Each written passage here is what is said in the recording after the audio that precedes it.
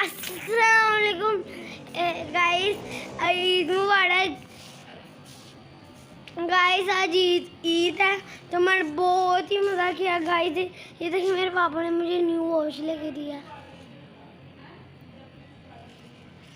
Guys.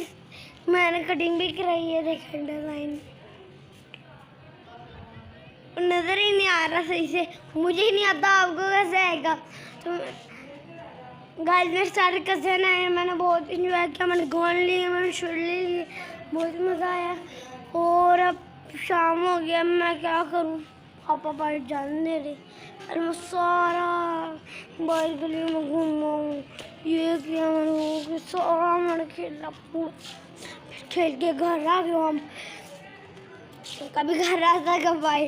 تو guys میں نے نا کل بھی تھا، کل ولاگ بناؤں گا گائز۔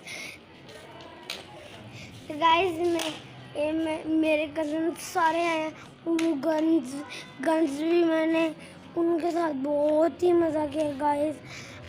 میرے چینل زیادہ سے زیادہ لائک سبسکرائب کیا کریں گائز، میرے چینل اور گائز